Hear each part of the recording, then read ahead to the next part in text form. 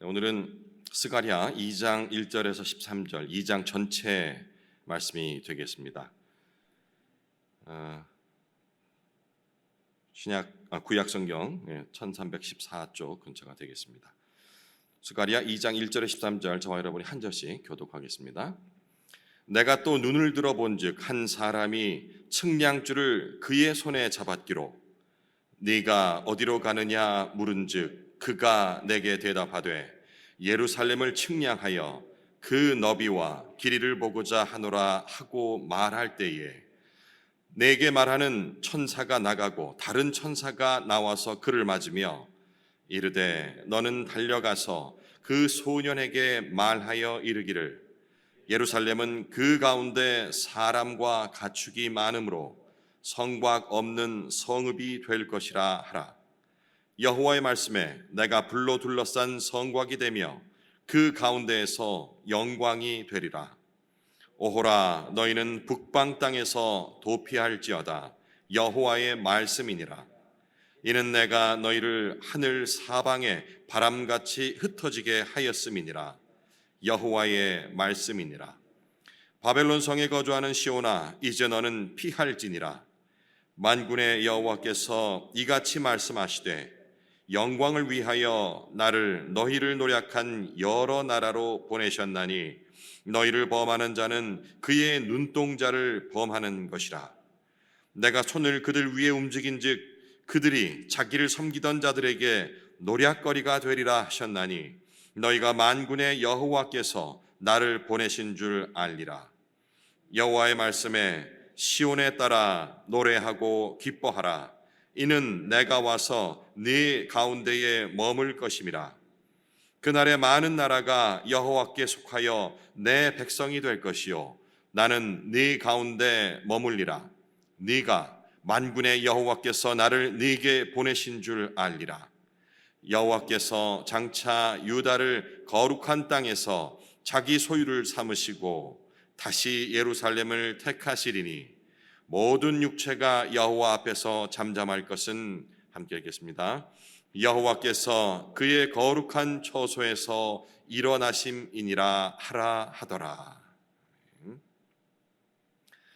바벨론 포로에서 귀환한 유다 백성은 예루살렘으로 돌아와서 성전을 재건하고 또 성벽을 다시 세워야 하는 그런 사명을 띠고 있었습니다. 하지만 그들 눈앞에 펼쳐진 현실은 그들의 기도와는 달랐죠.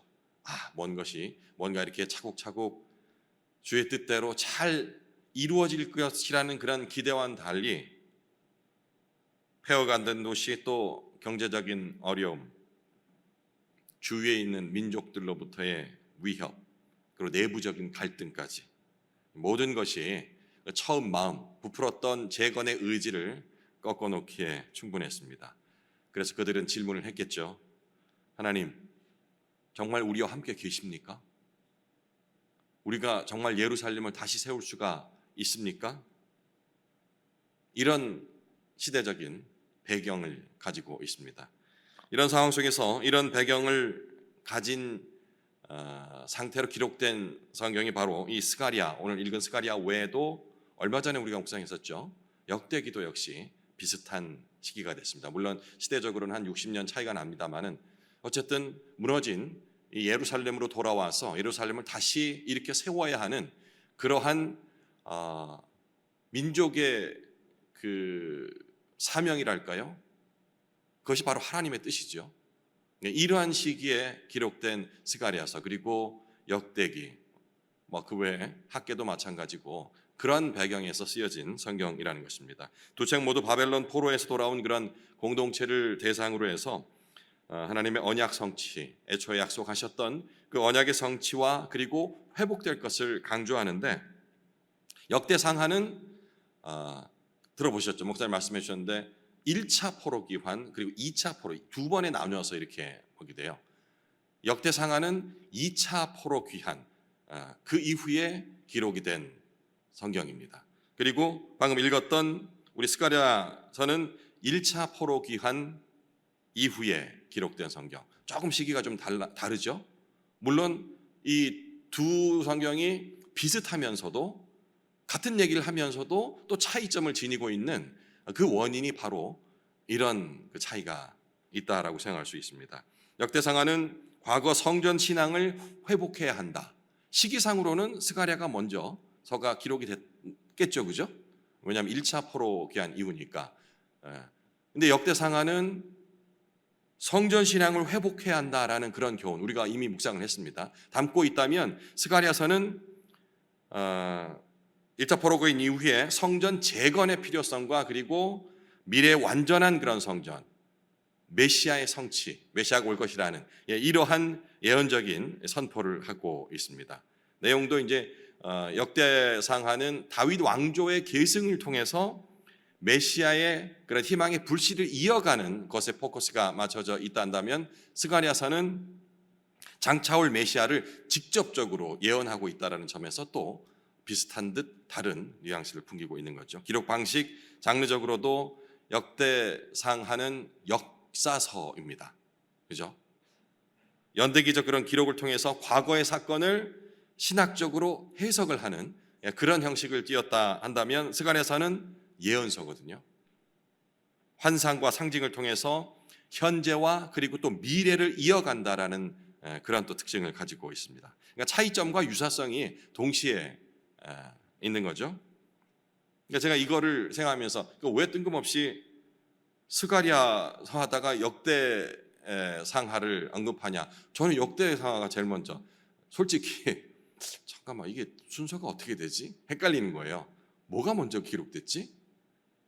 막 이런 생각을 하면서 이렇게 찾다 보니까 이 두 책의 유사성과 또 그 차이점, 뭐 이런 부분. 하지만 하나로 이어지는 시대적 배경으로 인해서 이런 그러니까 성경의 모든 말씀들이 기록된 이 말씀들이 하나로 이어지는 그런 큰 줄기 속에서도 그때에 맞춰서 시대적 환경에 따라서 어디는 역사서라는 형식을 장르를 띠게 하고 어디는 환상을 보여주면서 예언서적인 이런 성격을 띠게 한다라는 성경 안에서 어떤 신비로운 조화로움, 다름 속에서 통일성을 맛보게 한다는 그런 점들이 참 신기하기도 하고 놀랍기도 하고 또 역시 이 성경이 살아있는 하나님의 말씀이 확실하다라는 확신을 또 갖게 되더라고요.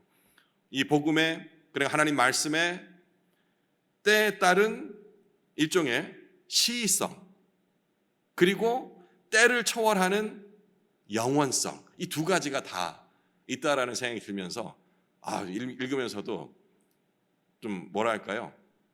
재미도 있고 이런 깊은 오묘한 게 있구나라는 개인적으로 그런 것을 느꼈습니다. 같은 본문을 읽는 그런 교회 공동체에 각자에게 또 필요한 다른 교훈을 주신다는 점에서 이런 맥락이 이어지지 않을까 싶습니다. 오늘 본문에서는 하나님은 스가랴를 통해서 환상을 보여주시죠. 순서상으로 하면은 어제 목사님 말씀해 주셨는데 오늘이 이제 그 세 번째 환상이 되겠습니다. 측량줄을 그런 잡은 그 사람을 보여주는 장면이죠. 그리고 하나님께서 이렇게 말씀하십니다. 내가 불성각이 되어서 너희를 둘러싸겠다. 내가 그 가운데 영광이 되겠다라는 그 말씀을 전해주시죠. 자, 이것이 스가랴 시대 때 1차 포로 귀환 이후에 그들에게만 주는 말씀이 아니라는 것은 우리가 충분히 짐작할 수 있습니다. 우리에게 적용해 보는 거죠, 그죠? 예루살렘 성전이 무너진 상태, 우리의 삶의 성벽이 나의 성벽이 무너졌고 또 관계가 깨어졌고 무너진 마음이 있다면 이 시대와 별반 다를 것이 없을 것이라 생각이 듭니다. 그런 우리에게 오늘 본문은 무너진 성과 같은 우리의 삶에 하나님의 하나님께서 회복을 계획하시고 또 불성곽으로 보호하시며 영광으로 거하시겠다라고 이 아침 메시지를 우리에게 주시는 것 같습니다. 한 절씩 말씀을 살펴보겠습니다. 1, 2절은 하나님이 무너진 그곳에서 회복을 계획하고 계신다라는 메시지를 담고 있는데요. 1절 내가 또 눈을 들어본 즉 한 사람이 측량줄을 그의 손에 잡았기로. 스가랴는 한 사람이 측량줄을 들고 예루살렘을 이렇게 재고 있는 그런 환상을 지금 보는 겁니다. 측량줄이라는 것은 알죠? 아시죠? 이 뭐 건축을 할 적에나 필요한 단위를 재고 뭐 부피를 또 재야 되니까요. 뭐 그런 도구가 되겠습니다. 무너진 성을 다시 세우기 위한 그런 준비의 상징이라고 우리가 생각할 수 있겠죠. 이 측량줄이라는 것이 영적인 의미로서는 하나님의 그런 질서와 계획을 나타내는데, 바로 직전에 묵상을 했던 요한계시록에도 이 측량줄이 나와요. 그죠? 그때 측량줄은 뭐였습니까? 심판하려는 거예요. 그죠? 잘잘못을 딱 재고 따지겠다라는 그런 의미로 이 측량줄이 등장했는데, 같은 측량줄이지만 이 스가랴서에서는 회복을 시키기 위한 그 도구로 사용이 되는 겁니다. 이런 것에도 우리가 신학적인 깊이들을 볼 수가 있어야 합니다. 어떤 무엇 자체가, 십자가 자체가 능력이 있고 뭐 이런 식의 인간적인 해석들을 금해야 되는 부분들이 바로 이런 것이죠. 누구에게는 그게 은혜가 되지만 누구에게는 저주가 될 수 있다는 것, 누구에게는 구원이 되지만 누구에게는 심판의 기준이 된다라는 이런 것들로 모든 것들을 해석을 할 수 있어야 합니다. 돈이 누구에게는 복이 될 수 있지만 누구에게는 저주가 될 수 있다라는 이중적인 의미, 이것이 바로 복음을 바르게 이해하는 기초적인 우리의 베이스가 되어야 될 것 같습니다. 말씀을 많이 아는 것이 복이 아닐까 생각하지만, 그 말씀을 많이 알고 머리는 왕창 커지는데 이 가슴은 냉랭하고 눈은 말라서 눈물 한 방울 떨어지지 않는, 그러한 하나님의 마음을 품지 못한, 예수 그리스도의 마음을 품지 못한 그러한 지식적 알미라 한다면, 그 사람에게는 성경을 아는 것, 지식적으로 아는 것이 독이 되는 것입니다. 왜냐하면 그 알을 가지고 지체를 판단하고 세상을 정죄하고 품어야 할 죄인을 지옥으로 떨어뜨려 버리는 그런 도구로 사용하기 때문이겠죠. 측량줄이 지금 스가랴서 지금 나온 이 측량줄은 재건을 위한 도구로 사용이 되는 겁니다. 무너진 신앙을 다시 회복시키기 위해서 하나님께서 지금 세밀하게 측량하시고 회복의 설계를 지금 하고 있다라고 상상을 하시면 될 것 같습니다. 내 삶에 지금 어떤 부분을 하나님께서는 측량줄로 측량하고 계실까? 뭐 이런 걸 생각해봐도 이 말씀이 직접적으로 와닿을 것 같아요. 평소와 같지 않은 뭐 이런 내 일신상의 변화들, 그 가운데서 하나님의 측량하심을 느낄 수 있어야 된다는 거죠. 안 그러면 이거 그냥 오늘 읽고 마치 끝나잖아요. 이 구절이 오늘날 우리에게, 나에게 어떻게 적용되느냐, 이런 거는 끊임없이 생각하고 또 상상해보고 느껴봐야 합니다. 내 삶에 지금 어떠한 생각지 못했던 변화가 있다면 하나님이 측량줄로 나를 측량하고 계신 것일까? 라고 생각한다면 한숨이 아니라 또 미소가, 왜? 회복의 측량줄이라고 말씀하셨으니까. 그죠? 3절에서 5절까지는 하나님의 보호하심, 사람이 쌓은 그러한 그 성곽보다 훨씬 더 크다라는 그 내용을 담고 있어요. 다시 읽지는 않겠습니다. 다른 천사가 나타나서 예루살렘은 성곽이 없을 만큼 사람과 가축이 많을 것이다 라고 4절에 이렇게 기록이 되어 있죠. 어떻습니까? 성벽이 없다라는 부분이 지금 우리 이제 제가 이게 전반부에 말씀을 드렸기 때문에 하나님께서 이렇게 보호하실 것이다 하고서 없다라는 것을 너무 자연스럽게 느낄 수도 있지만, 그렇게 말고요, 한번 조금 더 디테일하게 들어가 생각해 보면 우리 집을, 그러니까 이게 그 현관이 바로 그냥 길과 바로 연결되어 있다 생각하면 어떻습니까? 좀 불안하죠. 그런 상태인 거예요. 이 말을 처음 들었을 적에 감정이 성벽이 없을 것이 했을 적에 성벽이 없으니까 우리 주님이 나의 성벽이 되어 주시겠구나 라고 바로 연결시키긴 힘들다는 거예요. 두려운 상태인 겁니다. 불안과 위험을 의미하는 것일 수 있죠. 하지만 하나님께서 그런 불안과 위험의 상태가 있을 것인데, 하지만 내가 그 불성곽이 되어서 그 주위를 둘러싸면서 그 가운데 영광이 되리라 라고 희망의 메시지를 주는 겁니다. 불성곽 역시 이것도 그 함축적인 의미가 있어요. 불, 그러면 요한계시록도 마찬가지고, 그죠? 출애굽의 대표적인 불이 나오잖아요. 불기둥. 이 불기둥, 이스라엘을 보호하고 적들을 혼란케 했던 이걸 또 생각할 수 있어요. 하나님 자신이 이 성곽이 되신다는 것, 그것은 인간의 방어, 내가 뭔가 이렇게 그 성벽을 쌓아서 또 바로 적용할 수 있죠. 이러면은 지금 여러분의 성곽은 뭡니까? 이렇게 적용을 해보는 거죠. 있어요. 나는 가난하고 많이 못 배워서 믿을 거 아무것도 없어 하는데, 가만히 생각해 보면 믿는 게 있다니까요. 아들 셋을 열심히 진짜 밤낮 나 안 먹어도 이렇게 키우면 그 아들이 나의 성곽이 되고 있는 거예요. 자녀가. 재정이라는 성벽, 인간관계라는, 진짜 잘하는 사람 있잖아요. 두루두루. 어쩜 저 사람은 남의 일을 저렇게 자기 일처럼 나서서, 이게 내 받은 은혜에, 그리고 어제 말씀드렸다시피 그 아가페적인 사랑을 실천하기 위한 것이라기보다는 나중에 있을지 모를, 내가 법률적으로 무슨 일이 생길지 모르잖아요. 그래서 변호사 지체를 평상시 잘 관계를 가져놓는 거예요. 내가 어디가 아플지 모르잖아요. 그러니까 의사 지체를 평상시에 이렇게 잘 관계하는 거예요. 좋죠. 우리가 친하게 지내면 좋은데, 이런 그 인간의, 죄송합니다, 이런 표현, 얍실한 그런 배경이 밑에 깔려 있음을 부정할 수가 없는 거예요. 제 얘기하는 겁니다.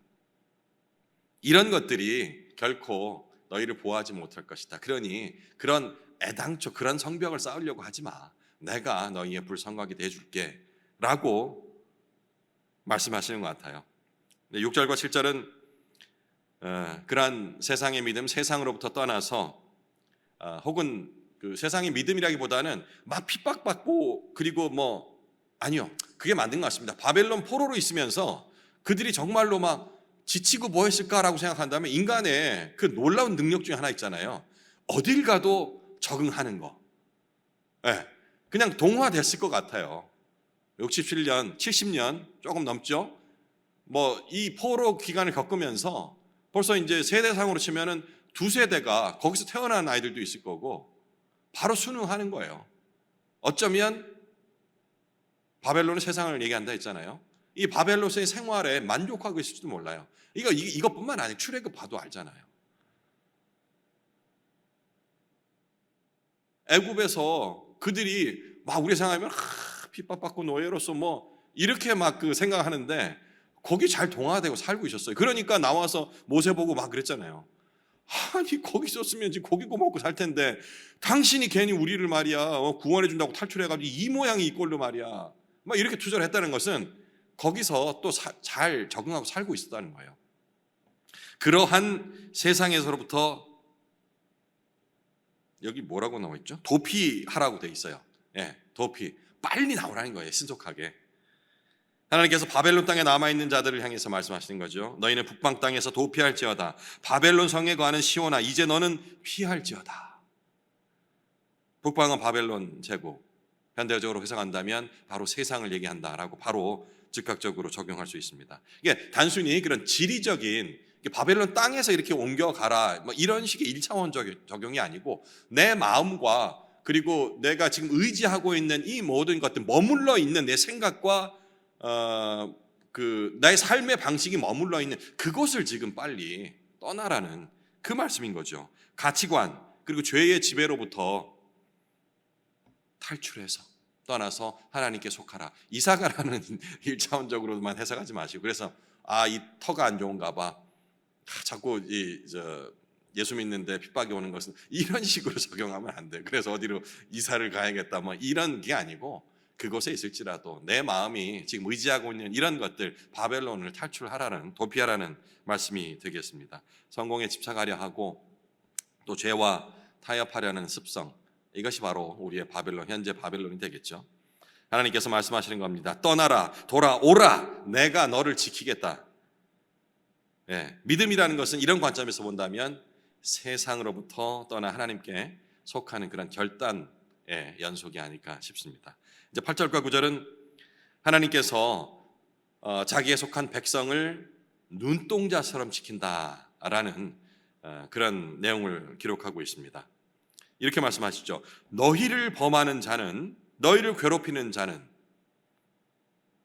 그의 눈동자를 범하는 것임이라. 이 눈동자라는 것이 어찌 보면 우리 몸에서 중요하지 않은 부위가 없겠습니다만은 특히 더 중요하죠. 눈이 안 보이면 아무것도 할 수가 없어요. 힘이 좋아 본들 그 힘을 어디다 써야 할지 모르니까 하나님께서는 그의 백성을 이렇게 눈동자처럼 지키겠다라고 말씀하시는 겁니다. 감정적으로 내 백성, 내 자녀들 이런 걸 떠나서 구체적으로 실제적으로 그리고 능동적으로 보호하시겠다라는 그런 의미로 받아주시면 되겠습니다. 그리고 이제 10절과 11절은 이제 열방을 향한 하나님의 구원 계획을 선포하고 있죠. 시온의 딸들에게 하나님께서 말씀하십니다. 노래하고 기뻐하라. 그날에 많은 나라가 여호와께 속하여 내 백성이 될 것이요 나는 네 가운데 너희들 가운데 머물리라. 이 많은 나라는 바로 이방 민족을 가리키는 것입니다. 그 당시에는 그런 해석이 쉽지 않았을 수도 있겠습니다만은 지금 현대를 살고 있는 예수 그리스도를 통하여서 구원의 확장, 모든 민족을 향한 메시지였음을 하나님의 말씀이 그런 것을 깨달은 우리로서는 어렵지 않게 짐작할 수 있죠. 많은 나라는 바로 이방 민족, 결국은 우리를 속한 그리고 결국에 가서는 교회가 되겠습니다. 이들에게 메시아를 통한 그런 구원의 약속이 지금 선포되고 있는 것이죠.